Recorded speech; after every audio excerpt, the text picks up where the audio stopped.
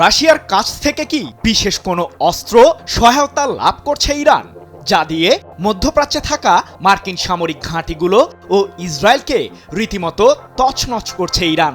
এরই মধ্যে জানা গেছে যুক্তরাষ্ট্রের কমপক্ষে 17টি সামরিক ঘাঁটিতে মিসাইল ও ড্রোন হামলা চালিয়ে গুড়িয়ে দিয়েছে তেহরান। চলমান যুদ্ধে রাশিয়ার দেওয়া সামরিক সহায়তায় মধ্যপ্রাচ্যে ব্যাপক ক্ষমতাধর হয়ে উঠেছে ইরান, এমন দাবি বিশ্লেষকদের। মার্কিন প্রেসিডেন্ট ডোনাল্ড ট্রাম্পও জানিয়েছেন যুদ্ধের ময়দানে ইরানের কাছে সাহায্য পাঠাচ্ছে রাশিয়া। কিন্তু সেই সাহায্যের ঝুলিতে আসলে কি রয়েছে? ইহুদিবাদীদের বিরুদ্ধে লড়াই চালিয়ে যেতে রাশিয়ার দেওয়া সামরিক সহায়তা কি ইরানের জন্য যথেষ্ট?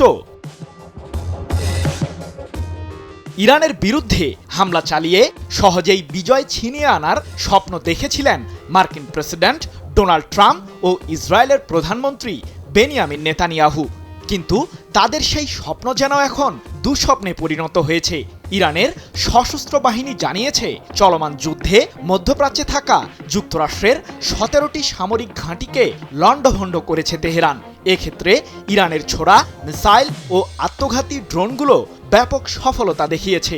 কিন্তু ইরানের এই সাফল্যের পেছনে কোনো রহস্য লুকিয়ে আছে কি?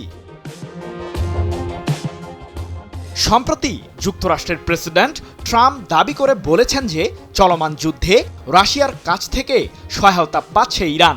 মার্কিন শাসকের এমন দাবির ঠিক একদিনের মাথায় ইরানের পররাষ্ট্রমন্ত্রী আব্বাস আরাকচি জানান, তেহরানের সাথে মস্কোর সামরিক সহযোগিতা চলমান একটি প্রক্রিয়া।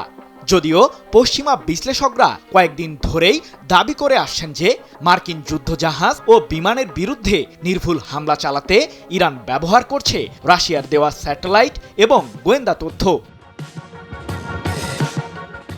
তবে সবচেয়ে চাঞ্চল্যকর তথ্য দিয়েছেন মার্কিন থিঙ্ক ট্যাঙ্ক জেমসটাউন ফাউন্ডেশনের সিনিয়র ফেলো পাভেল লুজিন।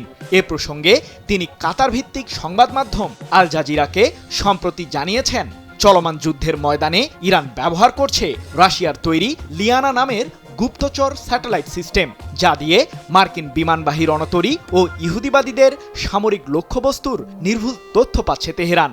এর মাধ্যমে ইহুদিবাদীদের সেসব স্থাপনাগুলোকে গুড়িয়ে দিতে সফল হচ্ছে ইরান। শুধু তাই নয়, সম্প্রতি পশ্চিমা গোয়েন্দা সংস্থাগুলো রাশিয়া ইরানের মধ্যকার কৌশলগত সম্পর্ককে ঘিরে ভিন্ন ধরনের অভিযোগ পেশ করেছে। তাদের দাবি, চলতি মাসের শুরু থেকে পর্যায়ক্রমে ইরানের কাছে আত্মঘাতী ড্রোন পাঠাচ্ছে রাশিয়া, যা দিয়ে যুদ্ধের ময়দানে ইহুদিবাদীদের বিরুদ্ধে হামলা জোরদার করছে তেহরান।